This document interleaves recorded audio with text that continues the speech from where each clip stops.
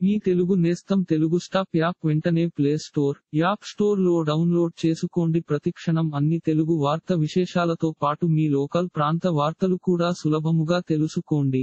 YCP ఫిర్యాదు మేరకు చంద్రబాబుకు ఈసీ నోటీసులు జారీ చేయడం జరిగింది. విషయంలోకి వెళ్తే ముఖ్యమంత్రి జగన్ మోహన్ రెడ్డిపై తెలుగుదేశం పార్టీ సోషల్ మీడియా విభాగం అభ్యంతరకర పోస్టులు చేస్తుందని, ఎన్నికల కోడ్ ఉల్లంఘిస్తుందని ఎమ్మెల్సీ అప్పిరెడ్డి ఫిర్యాదు చేశారు. ఫేస్బుక్, ట్విట్టర్, యూట్యూబ్ ద్వారా జగన్ వ్యక్తిత్వంపై దాడి చేసే విధంగా ప్రచారం చేస్తుందని పేర్కొన్నారు. ఈ ఫిర్యాదుతో రాష్ట్ర ఎన్నికల ప్రధాన అధికారి చంద్రబాబుకు నోటీసులు ఇచ్చారు. 24 గంటల్లోగా అసభ్యకర పోస్టులను తొలగించాలని ఆదేశాలు జారీ చేయడం జరిగింది. ఎన్నికల షెడ్యూల్ ప్రకటన అనంతరం దేశవ్యాప్తంగా ఎన్నికల కోడ్ అమలులో ఉంది.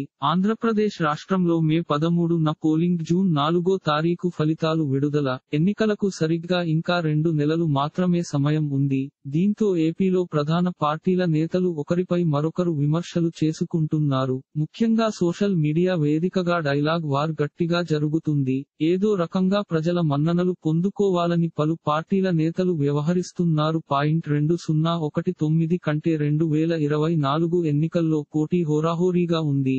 ఈ ఎన్నికలలో ఎలాగైనా విజయం సాధించాలని ప్రధాన పార్టీల నేతలు భావిస్తున్నారు. ప్రస్తుతం అధికారంలో ఉన్న వైసీపీ ఒంటరిగా పోటీ చేస్తుంది. తెలుగుదేశం, జనసేన, బీజేపీ పార్టీలు 3 కూటమిగా ఏర్పడ్డాయి.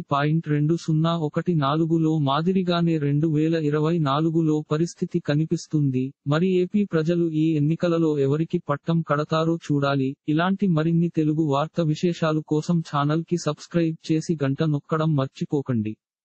ఈ వీడియోని తోటి మిత్రులకి షేర్ చేయండి. మీ అభిప్రాయాన్ని కామెంట్ లో తెలపండి.